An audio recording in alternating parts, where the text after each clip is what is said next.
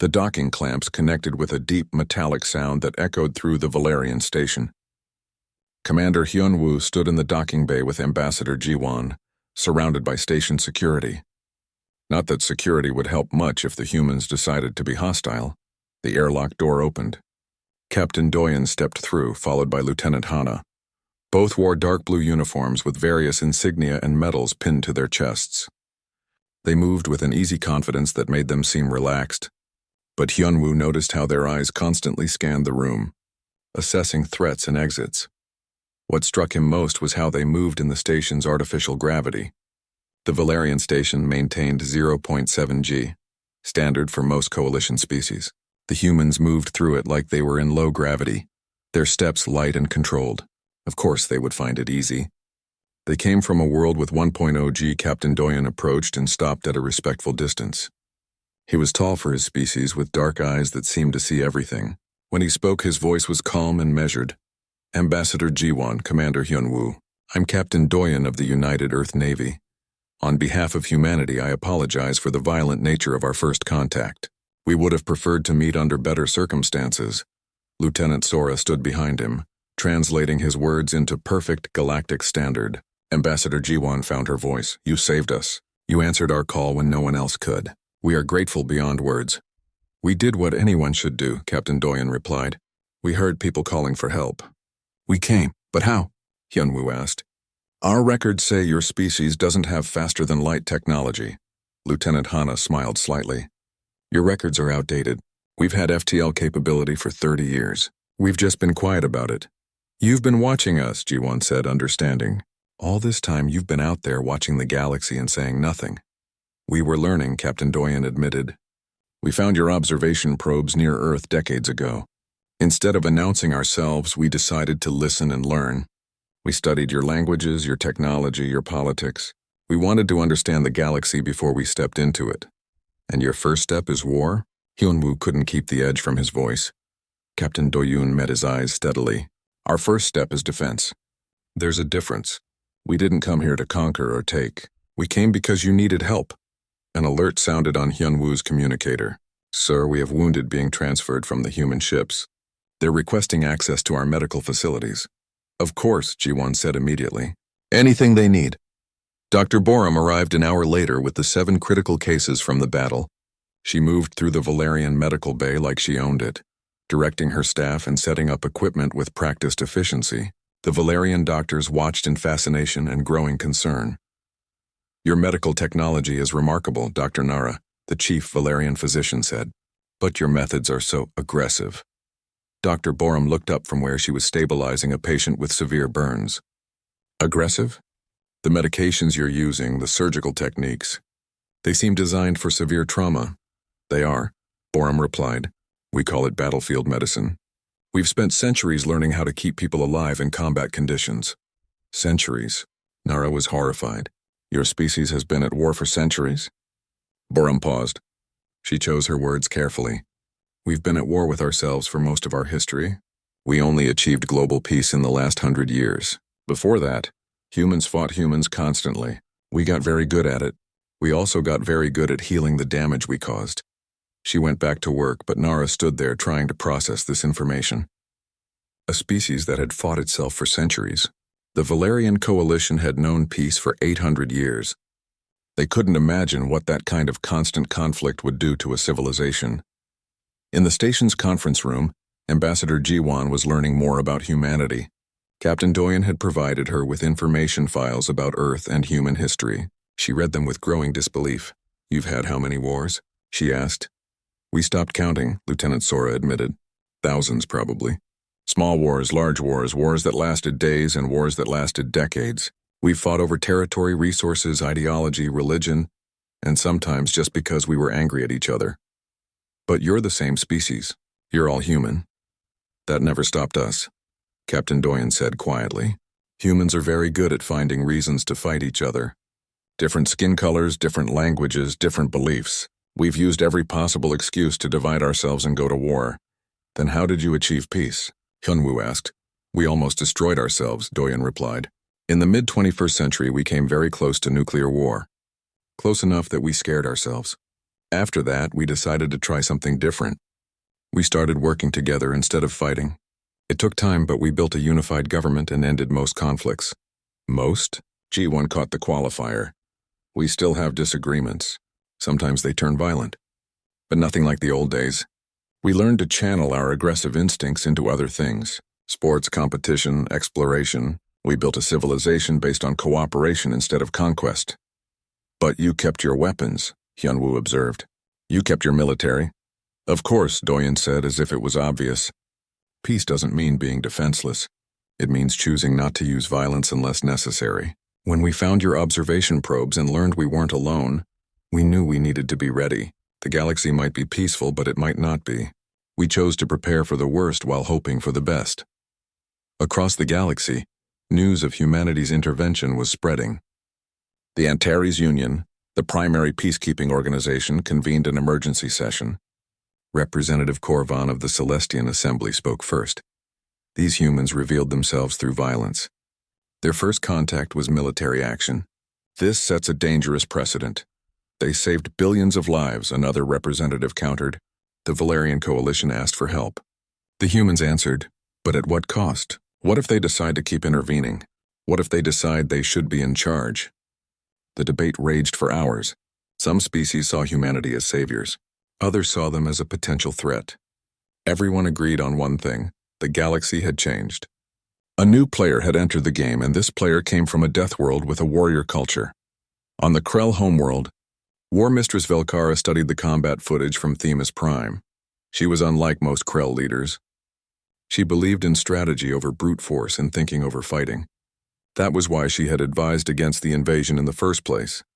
Now she watched as human warships destroyed Krell vessels with terrifying efficiency. She analyzed their tactics, their weapons, their movement patterns, and she came to a conclusion that chilled her blood. They're not just warriors, she said to her staff. They're apex predators. Every move they made was calculated. Every shot was precise. They didn't win because they were stronger. They won because they were better at warfare than we are. They're just one species, her second-in-command said. The Dominion is vast. The Dominion is overconfident, Velkara corrected. These humans have spent their entire existence fighting enemies just as intelligent and dangerous as themselves. We've spent centuries fighting species who barely knew how to defend themselves. We're not ready for a real war. She sent her analysis to the Krell High Command with a recommendation: negotiate peace immediately. The recommendation was ignored. The High Command saw the loss at Themis Prime as an insult that demanded revenge. Velkara looked at the combat footage one more time. She watched a human ship execute a maneuver that should have been impossible. Watched it destroy 3 Krell vessels in 30 seconds. Watched it escape without a scratch. We're going to lose, she whispered to herself. We're going to lose, and we don't even know it yet. Back on the Valerian station, Commander Hyunwoo found Lieutenant Hana in the observation lounge. She was staring out at Themis Prime, watching the recovery efforts on the planet below. Your world is beautiful, she said when he approached. I'm glad we got here in time to save it. So am I, Hyunwoo replied. He stood beside her, looking at his home. Can I ask you something? Of course. Are you scared? Your people, I mean. Are you scared of what's out here in the galaxy? Hana thought about it. Scared? Maybe a little. But humans have been scared before. We've faced things that terrified us, and we survived. Fear doesn't stop us. It just makes us more careful. The galaxy is going to be afraid of you, Hyunwoo said. Your reputation as Deathworlders is already spreading. People are going to think you're dangerous. We are dangerous, Hana replied honestly. But being dangerous doesn't mean being evil. A knife is dangerous, but it can protect you or feed you. It depends on who's holding it and why. Humanity is dangerous, but we choose to use that danger to protect people. That's what matters. Hyunwoo nodded slowly. He was beginning to understand these strange, violent, compassionate humans. They were everything the galaxy had feared and nothing like what the galaxy had expected. Thank you, he said quietly, for coming. For fighting for us, Lieutenant Hana smiled. You're welcome. That's what friends do. Friends? You called for help. We answered. That makes us friends now. Commander Hyunwoo watched his homeworld die from orbit. The Krell warships hung in space like dark clouds, firing their weapons at Themis Prime below. Each shot created blooms of fire on the surface. Cities that had stood for thousands of years were burning. People were dying by the thousands. Captain Minho and the Valerian Defense Fleet had tried to stop them. They had tried so hard. But 12 ships against 400 was not a battle. It was murder. Half of Minho's fleet was already destroyed. The other half was scattered, damaged, running on emergency power. Any response to our distress call? Ambassador G1 asked. Her voice was hollow. Her daughter lived in one of those burning cities. Nothing from the Antares Union, Hyunwoo replied. They're too far away. But I'm detecting something else. Something at the edge of the system. Multiple contacts moving fast. The Krell reinforcements? Ji-won asked weakly. No. Hyunwoo's voice was strange. These are different. The energy signatures don't match any known species. They're coming from the direction of Seoul. Ji-won's head snapped up. The humans. I don't know. But someone is coming and they're moving at incredible speed. On the Krell flagship, Overlord Raxthor was celebrating.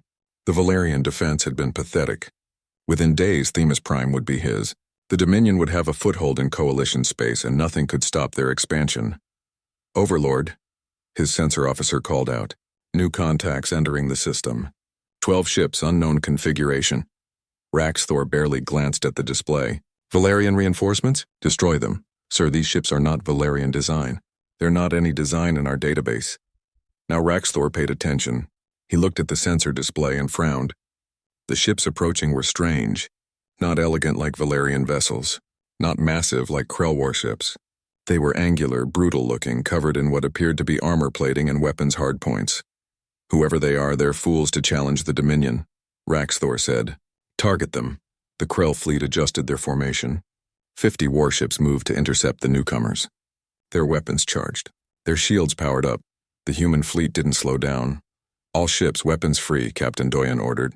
Let's show them what Earth means. Lieutenant Hana fed targeting data to the weapons stations. The Krell ships were large and well-armed, but they moved slowly and their formations were predictable. They fought like they expected their enemies to follow rules. Humans didn't fight that way. Humans had spent thousands of years fighting each other, learning every dirty trick, every tactical advantage, every way to kill an opponent efficiently. The UNS Indomitable fired first.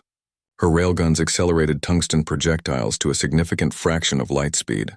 The projectiles crossed the distance in seconds. They hit Krell shields and punched straight through. The Krell had never faced kinetic weapons like these. Their shields were designed to stop energy weapons. A solid projectile moving at relativistic speed was something different entirely. The tungsten penetrators tore through shields, through armor, through hull plating, and out the other side. The first Krell warship exploded. What was that? Overlord Raxthor shouted. What kind of weapon is that? The human fleet spread out, each ship moving independently. They didn't maintain a tight formation like the Krell. Instead, they moved like a pack of predators surrounding their prey. The Krell fired back with their energy weapons, powerful particle beams that could melt through Valerian armor in seconds. The beams hit human ships and the armor glowed red but didn't break. Human armor wasn't designed to deflect energy. It was designed to absorb it, to spread the heat, to protect the ship long enough to kill the enemy. Another Krell ship exploded. Then another. All ships, evasive maneuvers, Raxthor ordered. Increase shield power. Return fire. But the human ships were already moving.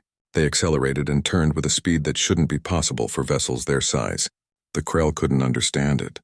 What they didn't know was that human ships used rotating crew sections, keeping the crew in stable gravity while the ship maneuvered, and human crews could handle higher G-forces than most alien species anyway.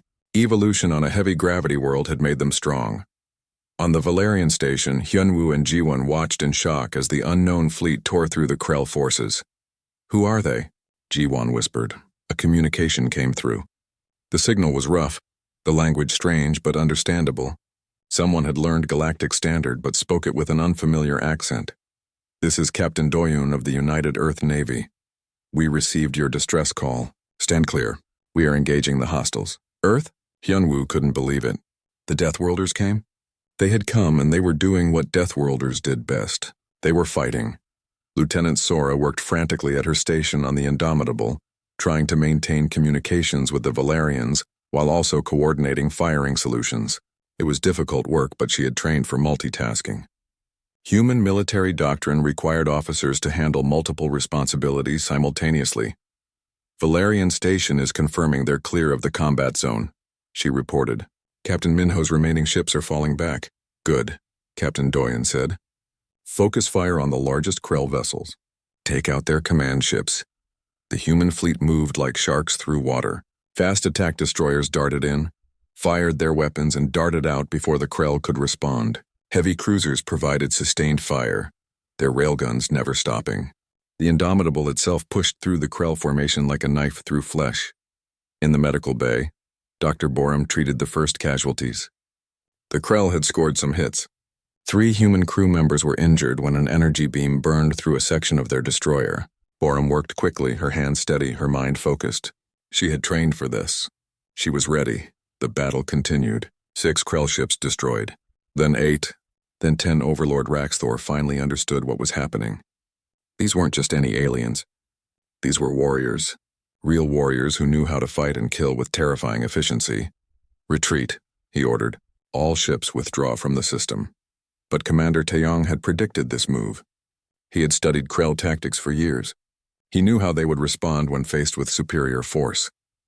They're trying to retreat, he reported to Captain Doyen. Pursuit course plotted. Negative, Captain Doyen said. Let them go if they go, but broadcast a warning first. Lieutenant Sora? Sora transmitted the message in Galactic Standard. Attention, Krell forces. Cease your attack on the Valerian Coalition immediately. Withdraw your fleet. If you continue hostile actions, we will destroy you. For a moment, nothing happened. Then the Krell made their choice. They kept firing. So much for diplomacy, Captain Doyen said. All ships, remove them from existence. The battle became a massacre. The human fleet moved with precision and purpose. Every shot found its target. Every maneuver put them in a better position. They fought like they had been doing this for centuries because in a way they had. They had been fighting each other on Earth, learning and improving, preparing for a war they didn't know was coming. Captain Minho watched from his damaged ship. He had fought the Krell for hours and barely survived. These humans had been fighting for less than 20 minutes and had already destroyed or crippled 30 enemy vessels. What are they? His tactical officer asked. Our salvation, Minho replied. And the galaxy's nightmare. The Krell fleet broke. Some ships tried to flee. Others tried to surrender. A few kept fighting out of pride or stupidity. Within an hour of the human fleet's arrival, the Krell invasion force was finished. Overlord Raxthor's flagship limped away from Themis Prime, its engines damaged, its crew dead or dying. He stared at his screens in disbelief. 400 ships. The Dominion had sent 400 ships, and these unknown aliens had defeated them with only 12. On the bridge of the Indomitable, Captain Doyen surveyed the battlefield. Several Krell ships were still intact, broadcasting surrender signals. Human ships were damaged but functional. They had lost no ships, though several were badly hurt. Status report, he ordered. 3 ships with moderate damage. Casualties are light. 48 wounded, 7 critical, no deaths. Lieutenant Hana reported. 7 people in critical condition. 7 humans who might die. Captain Doyen thought about them for a moment. They had come to save aliens they had never met, and they might pay for that choice with their lives. But they had saved billions. The Valerian Coalition was still there. Themis Prime was still there. Lieutenant Sora, request permission to dock with the Valerian station. It's time we introduced ourselves properly. Ambassador Jiwan received the docking request with shaking hands. The humans wanted to come aboard. The dangerous, violent, terrifying Deathworlders wanted to meet face to face. She looked at Commander Hyunwoo. What do we do? Hyunwoo looked at his screen. Down on Themis Prime, the fires were being put out. Rescue workers were finding survivors in the rubble. His world was hurt, but it was alive, because of these humans. We let them come, he said, and we say thank you. Admiral Subin was drinking coffee when the alert came through. She put down her cup carefully and looked at the message on her screen. For a moment, she didn't move. Then she pressed the emergency communication button. Get me the president. Now. Within 10 minutes, she was in a secure video conference with President Yoonji and the entire United Earth Defense Council. On the screen in front of them was the translated distress signal from the Valerian Coalition. They're asking for help, President Yoonji said quietly. How far away are they? 4.2 light years, Commander Taeyong answered. He was the tactical officer. a thin man with sharp eyes who had spent his entire career preparing for this moment. The Themis Prime System. According to our records, it's inhabited by a species called Valerians. Population approximately 8 billion across 3 planets. And they're being invaded? The president asked. Yes, ma'am. By a species called the Krell. Our observation probes have been tracking the Krell Dominion for 15 years. They're aggressive, militaristic, and they've been expanding their territory through conquest. Admiral Subin pulled up more data. The Krell fleet consists of approximately 400 warships. The Valerian Defense Fleet has 12 ships. It's not a battle. It's an execution. The council chamber fell silent. Everyone understood what this meant. For decades, humanity had known they weren't alone in the universe. They had found alien observation probes near Earth in 2241. Instead of announcing themselves, Earth's governments had decided to watch and learn. They had learned a lot. They had learned about dozens of alien species, about galactic politics, about faster-than-light travel. Human engineers had studied captured alien technology and built their own versions. Better versions in some cases because humans were very good at making weapons. But they had never made official contact. Earth had stayed quiet, building up its defenses and preparing for the day when they would finally step onto the galactic stage. That day had apparently arrived. If we respond, said General Taman from the Pacific Defense Zone, we reveal ourselves. Everything changes. If we don't respond, said Admiral Subin, 8 billion people die. People who did nothing wrong except call for help. President Yunji leaned back in her chair. She had been elected because she was calm under pressure. But this was more pressure than any human leader had ever faced. The decision she made in the next few minutes would determine humanity's future among the stars.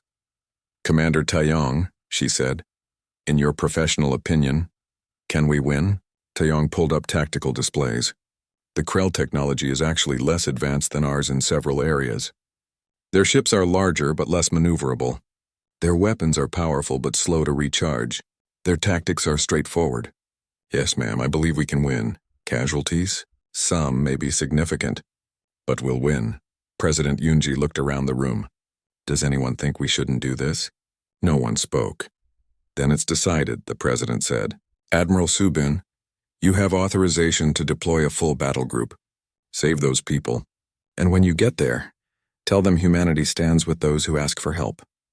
Admiral Subin smiled. It wasn't a nice smile. It was the smile of someone who had been waiting for this moment for a very long time. Yes, ma'am. 2 hours later, Captain Doyen stood on the bridge of the UNS Indomitable. The Indomitable was humanity's newest and largest warship, a beast of metal and weapons that measured almost 2 kilometers from bow to stern. Around it floated 11 more warships ranging from heavy cruisers to fast attack destroyers. All ships report ready, Lieutenant Hana said from the navigation station. She was young for her position, only 26, but she had graduated top of her class at the Naval Academy. Captain Doyen nodded. He was older, a veteran of the Mars conflict and the asteroid belt wars. He had fought against other humans his entire career. Now he would fight for aliens he had never met. Open a channel to all ships, he ordered. The communication system connected him to every ship in the fleet. Thousands of men and women waited to hear what he would say. This is Captain Doyen. Today we make history. Today humanity leaves our solar system not as explorers or diplomats, but as warriors. A peaceful civilization is being destroyed by an aggressive empire, and they called for help. We're going to answer that call. He paused, choosing his next words carefully. I won't lie to you. This is dangerous. We're flying into unknown space to fight an enemy we've only observed from a distance. Some of us might not come home.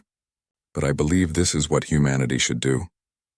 We should stand up for those who can't stand up for themselves.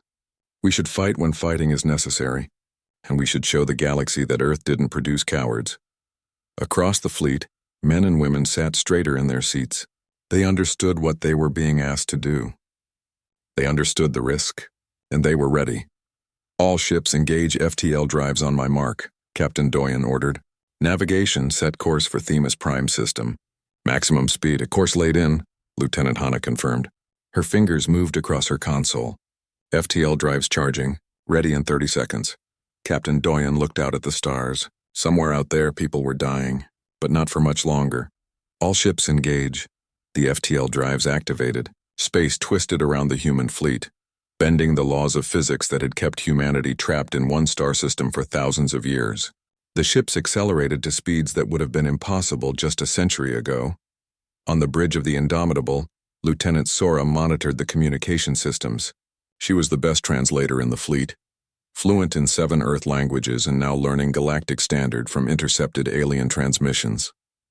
"Captain," she said, "I'm picking up more distress signals from Themis Prime. The attack has begun. The Valerians are asking where the help is."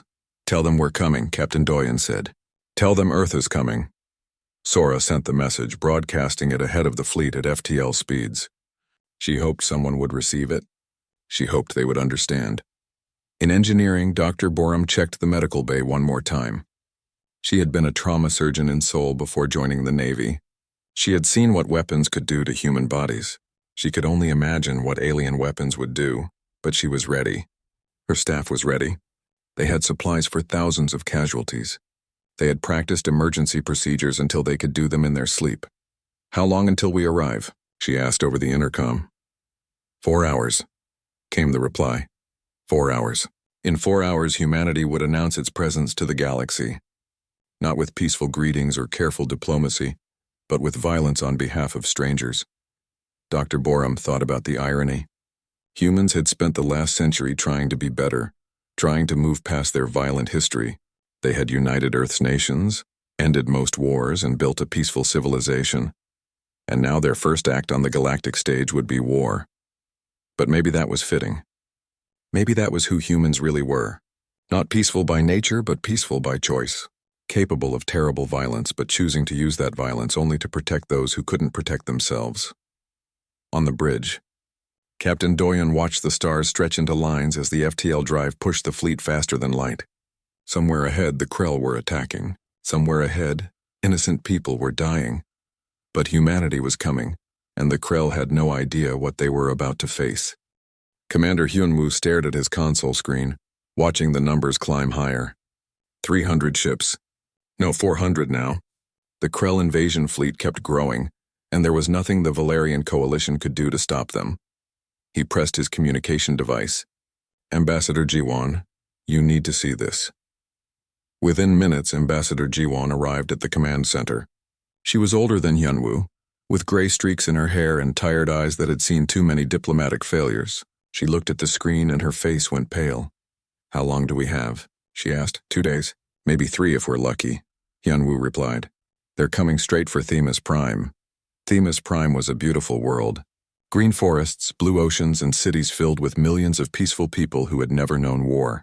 The Valerian coalition had enjoyed peace for over 800 years. They had forgotten how to fight. Their military was small, designed only for peacekeeping and rescue operations. The Krell Dominion was different. They were warriors who conquered other worlds and took what they wanted. For centuries, they had stayed in their own territory, but something had changed. Now they were expanding, and the coalition was in their way. Captain Minho entered the command center. He commanded the coalition's defense fleet, which consisted of only 12 ships. Good ships, but designed for exploration and patrol, not war. "I've reviewed the Krell fleet composition," Minho said. "We can't win. Even if we had twice as many ships, we couldn't win." Ambassador Jiwon closed her eyes. "Then we evacuate. We save as many people as we can." "There's not enough time," Hyunwoo said quietly. "And where would they go?" "The Krell are hitting every coalition world at once. This is a full invasion." The room fell silent. Outside the window, Themis Prime floated peacefully below them. Children were playing in parks down there. Families were eating dinner together. None of them knew that death was coming from the stars. "There is one option," Hyunwoo said. "The emergency beacon protocol." Ambassador Jiwon turned to him sharply. "No, that protocol hasn't been used in over 1,000 years. Because we've never needed it," Hyunwoo argued. "But we need it now. The protocol sends a distress signal to every spacefaring civilization within 50 light years. Someone might help us. Or something worse might answer," Jiwon said.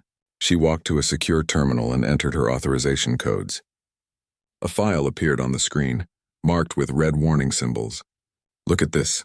Hyunwoo read the file. It was a survey report about a system called Sol, located just over 4 light years away. The report was filled with warnings. "Deathworld-class planet," he read aloud. "Extreme gravity, violent weather, dangerous predators." Dominant species shows high aggression and territorial behavior. Recommend no contact. Species has developed nuclear weapons and continues to wage war against itself. They're called humans, Jiwan said. We've been watching them for 200 years. They're dangerous. Very dangerous. Their planet tried to kill them for millions of years, so they learned to kill back. They're survivors, fighters, and they've never stopped fighting each other. But they're still on their own planet, right? Hyunwoo asked. They don't have faster-than-light travel. As far as we know, Jiwan said. But that's not the point.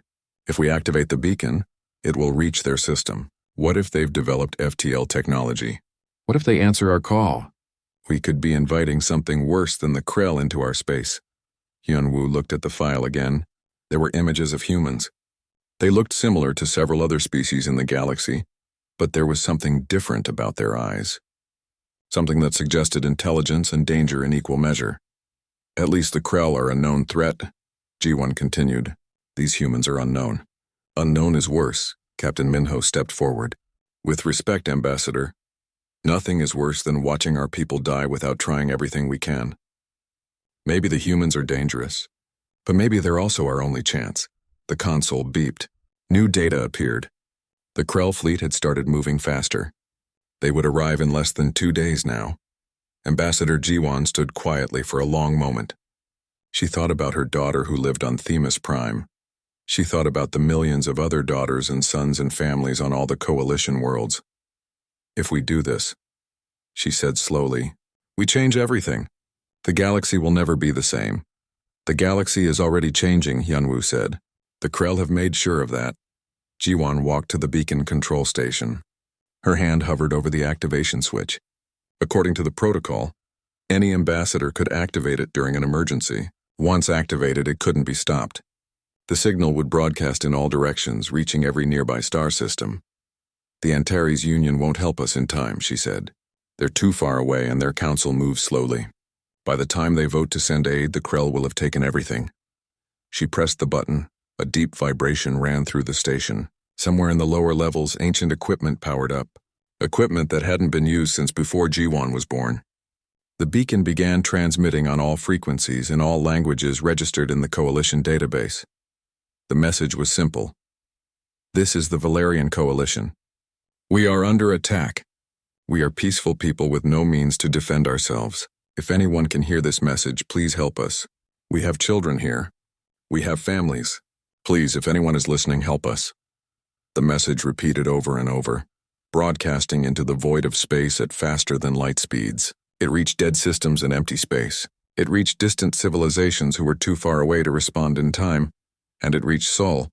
What have we done? Jiwan whispered. What we had to, Hyunwoo replied. He checked his console. The message has been transmitted. Now we wait. And prepare to fight, Captain Minho added. I'm moving the fleet into defensive positions. We'll hold the Krell off as long as we can. They all knew it wouldn't be long enough. 12 ships against 400. It would be a massacre. But perhaps somewhere in the darkness between stars, someone had heard their cry for help. Perhaps someone was already coming. Hyunwoo looked at the file about humans one more time. There was a quote at the bottom, translated from one of their ancient languages. If you want peace, prepare for war. He wondered what kind of species would think that way. He wondered if they would help or if they would just bring more death. He would know soon enough. The message had been sent. There was no taking it back now. Outside the station, stars twinkled peacefully in the night of space. But somewhere out there, engines were already starting to burn. Ships were preparing to fly, and humanity was about to make its presence known to the galaxy. The Valerian Coalition had called for help. They were about to learn that sometimes the most dangerous thing in the universe is getting exactly what you wished for. 3 days after the Battle of Themis Prime, Ambassador Jiwan found herself standing before the Antares Union Emergency Council. The council chamber was enormous, with representatives from 47 different species seated in a circular arrangement. All of them were staring at her. Ambassador Jiwan, Representative Korvan said, his voice echoing through the chamber. You activated the emergency beacon protocol. You invited an unknown species into Coalition space, a species marked as dangerous in our databases. Explain yourself. Jiwan had prepared for this. She had known there would be consequences for her decision. With respect, Representative, I invited anyone who could help. The humans chose to answer. And their answer was violence, Korvan replied. Their first contact with galactic civilization was warfare. Their first contact was rescue, Jiwan corrected firmly. The Krell were slaughtering my people. The humans stopped them. They saved 8 billion lives. If that's violence, then I'll take violence over the alternative any day. Murmurs rippled through the chamber. Some representatives nodded in agreement. Others looked concerned. The database warnings about Earth were clear, another representative said. Death world-class planet. Aggressive species. No contact recommended. You knew the risks. I knew my people were dying, Jiwan replied. Her voice remained steady, but there was steel underneath. I knew the Antares Union was 4 days away. I knew the Krell would take everything in 2 days. I made the only choice I could make. Representative Korvan stood. He was tall and thin, with pale blue skin and 3 eyes. The question before this council is not whether you made the right choice in the moment. The question is what we do now. Humanity has revealed itself. They have proven they can reach our space. They have proven they can fight. What happens next? We make them our allies, Jiwan said immediately. We welcome them into galactic civilization. Welcome warriors into our peaceful society. Welcome protectors, Jiwan corrected. Look at what they did. They had every opportunity to take what they wanted from us. We were weak, defeated, desperate. They could have demanded anything as payment for their help. Instead, they asked for nothing. They fought for us because it was the right thing to do. The council debated for hours. Jiwan answered questions about the humans, about their technology, about their culture. She showed them the information files Captain Doyen had provided. She showed them footage of human cities, human art, human families. She wanted them to see that humans were more than just warriors. On Earth, Admiral Subin was dealing with her own political challenges. The United Earth Defense Council had convened an emergency session, and everyone wanted to know the same thing. What happens now? We've revealed ourselves, General Taman said. There's no going back. Every species in the galaxy knows about us now. Some are calling us saviors, Commander Taeyong reported, reading from the intercepted communications his team had collected. Others are calling us a threat. There's a debate in the Antares Union about whether to welcome us or isolate us. President Yunji listened to the reports. Her decision to send the fleet had been right, she was sure of that. But now came the harder part, figuring out humanity's place in the galaxy. Admiral Subin, she said, your assessment. Are we safe? Subin considered the question carefully. From direct military attack? Yes, I believe so. The Krell learned that lesson. But there are other dangers. Economic isolation, political maneuvering. We could find ourselves cut off from galactic trade and resources. Then we need to make them understand we're not a threat. With respect, ma'am, we are a threat. That's not a bad thing. A locked door is a threat to a burglar. The question is whether we're a threat to peaceful species or only to aggressive ones. The president nodded. Then we make that clear. We prepare a formal diplomatic mission. No more military interventions unless requested. We show them we can be peaceful. Back at Themis Prime, Captain Doyen remained with his fleet. They had been conducting repairs and providing humanitarian assistance to the damaged planet below. Human engineers worked alongside Valerian technicians, helping rebuild infrastructure. Human medical teams treated the wounded. Human supply ships brought food and medicine. Lieutenant Hana spent most of her time with Commander Hyunwoo, conducting cultural exchanges. The conversations were fascinating and sometimes troubling. I don't understand your entertainment, Hyunwoo admitted. They were sitting in the station's common area, watching human media on a portable screen. This is a film about a war? A fictional war, yes, Hana replied. The movie showed soldiers fighting in trenches, explosions, death, and destruction. It's meant to show the horror of warfare. But you watch this for enjoyment? We watch it to remember, to understand. Humans have a saying, those who forget the past are doomed to repeat it. We make films about war to remember what war costs, so we don't do it again without a very good reason. Hyunwoo tried to wrap his mind around this. The Valerian Coalition had no war films. They had no need for them. They had forgotten what war was until the Krell reminded them. You also have competitions, he said, changing the subject. Sports where people fight each other? Controlled fighting, yes. Boxing, wrestling, martial arts. It lets us channel our aggressive instincts into something that doesn't cause real harm. Better to fight in a ring with rules than fight on a battlefield with weapons. Your species is so strange, Hyunwoo said. But he was smiling. You're violent but not cruel. Dangerous but not evil. You've fought yourselves for thousands of years, but you're trying to be better. That's humanity, Hana agreed. We're not perfect. We've made terrible mistakes, but we learn from them, we grow. We try to be better than we were yesterday. While they talked, deeper in the galaxy, War Mistress Velkara was making preparations. Her advice to the Krell High Command had been ignored, so she was taking matters into her own hands. If the Dominion wouldn't make peace with humanity, she would. She sent a secret communication to the human fleet, requesting a private meeting. Captain Doyun agreed, curious about what the Krell wanted. They met on neutral ground, a small asteroid station between territories. Velkara arrived with minimal security, a gesture of good faith. Captain Doyun came with Lieutenant Sora as his translator. Captain Doyun, Velkara said, speaking through a translation device, I come with a warning and a request. I'm listening. The Krell High Command is planning retaliation. They see your victory at Themis Prime as an insult. They're gathering the Grand Armada, 300 ships, to attack your home world. Captain Doyun's expression didn't change, but his eyes went cold. They want to attack Earth? They want to make an example of you. To show the galaxy that even Deathworlders can be broken. Velkara paused. I think they're making a fatal mistake. Why are you telling me this? Because I'm smart enough to recognize a superior force when I see one. I watched the footage from Themis Prime. Your ships, your tactics, your crews. You don't just fight well. You fight like species that evolved warfare as an art form. The Krell are brutal but predictable. You're something different. What's your request? Doyun asked. When you defeat the Grand Armada, and you will defeat them, show mercy. The Krell High Command is foolish and arrogant, but there are those of us who want peace. Don't destroy our entire civilization because our leaders are stupid. Captain Doyun studied her for a long moment. I'll take your warning back to Earth, and I'll remember what you said about mercy. But if your people attack our home, if they threaten our families, we will defend ourselves, and we won't hold back.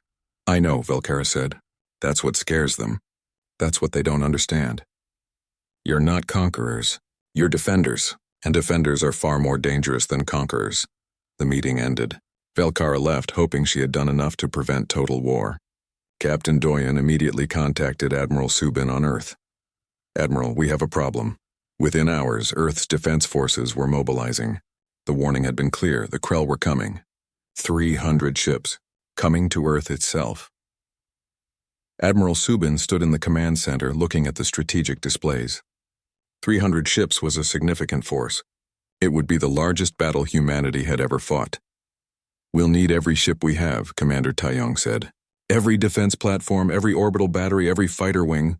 We'll get them, Subin replied. And we'll show the Krell what happens when you threaten Earth. President Yoonji made a planet-wide broadcast. She explained the situation calmly and clearly.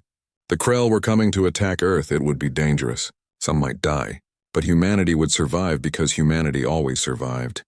We didn't ask for this fight, she said, looking into the camera. But we'll finish it. And when it's over, we'll show the galaxy what we really are. Not conquerors. Not monsters. Just people who want to live in peace but will fight like hell to protect what's ours. Across Earth, millions watched the broadcast. In Seoul, families held each other. In New York, military reservists reported for duty. In Mumbai, engineers worked overtime to finish new defense platforms. In Rio, teachers explained to children why the sky might fill with fire soon. And in orbit around Themis Prime, Captain Doyun prepared his fleet to return home. The Valerians offered to send their ships to help, but Doyun politely declined. This is our fight.